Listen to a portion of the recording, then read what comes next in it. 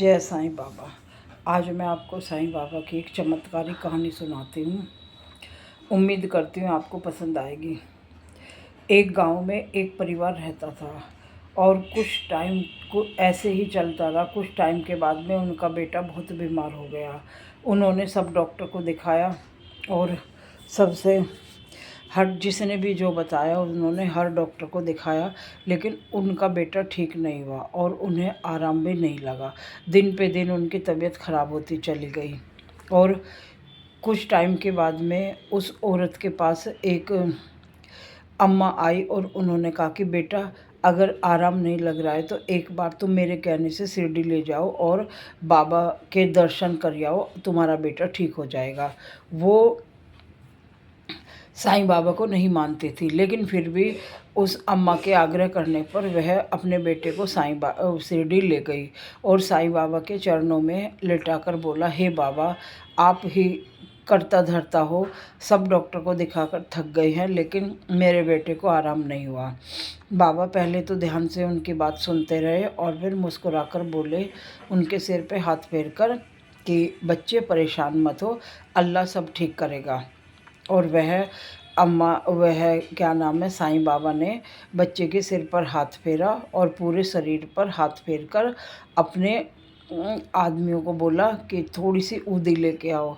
और जब वह थोड़ी, ऊदी का मतलब होता है भभूत, तो वह थोड़ी सी ऊदी लेके आए तो साईं बाबा ने उनको जरा सी ऊदी चटाई और कुछ उनके माथे पे तिलक लगाया और अम्मा से उस बच्चे की मम्मी से बोले कि तुम्हें मेरे 3 दिन में एक काम बताऊंगा, वो करना होगा। वो कहने लगी, बाबा आप जो भी बताओगे मैं हर काम करूँगी। उसके बाद उन्होंने फिर एक गांव में भेजा और कहा कि कुछ भी करके, कैसे भी कमाओ, जैसे भी हो, किसी गरीब को खाना खिलाओ। अब वह औरत चली गई।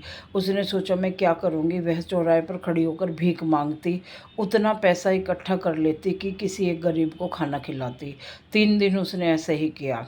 चौथे दिन वह बाबा के पास वापस चली गई और बाबा के पास वापस जाने के बाद में फिर उसने क्या नाम है, ऊदी, फिर उसने देखा कि मेरा बेटा बैठ गया है, पहले बैठता नहीं था, तो अब थोड़ा थोड़ा सा उसको आराम लग रहा था, वो ठीक है। और बच्चे की माँ ने जब अपने बेटे को देखा तो उसकी खुशी का ठिकाना नहीं रहा और वह बाबा के चरणों में गिर गई और कहने लगी कि बाबा, आपने जो मुझे काम बोला था मैं उसे श्रद्धापूर्वक करके आई हूँ। बाबा ने कहा, मुझे पता है, और जिन्हें तुम खाना खिलाती थी वो मेरे ही रूप में थे अपना। तो वह अब बच्चे की अम्मा बड़ी खुश हुई और बाबा ने कहा कि देखो, परेशान मत हो, सच्चे मन से की गई भक्ति कभी व्यर्थ नहीं जाती। तो उसने, जब वह वहाँ से शिरडी से चली, वह साईं बाबा में उनकी श्रद्धा और ज़्यादा हो गई। और जब वह शिरडी से चली तो बाबा ने उन्हें थोड़ी सी ऊदी दी और कहा कि जब भी कोई बीमार हो ये ज़रा सी चटा के और माथे पर तिलक लगा देना, तो और अल्लाह में विश्वास रखना, तो कभी भी कोई प्रॉब्लम नहीं आएगी।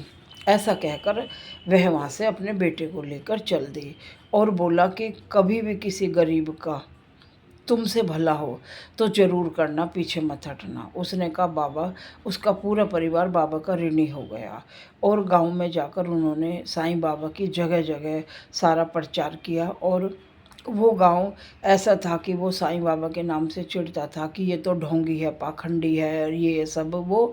लेकिन उस परिवार के बच्चे को ठीक देखकर सबका मन साईं बाबा की ओर लग गया और सब साईं बाबा की पूजा करने लगे और उनका श्रद्धा में विश्वास जमने लगा।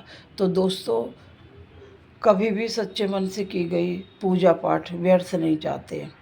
तो बोलो, मैं भी साईं बाबा की भक्त हूँ, शिरडी जाती हूँ, माथा टेक के आती हूँ और साईं बाबा में शक्ति तो है ही बहुत ज़्यादा।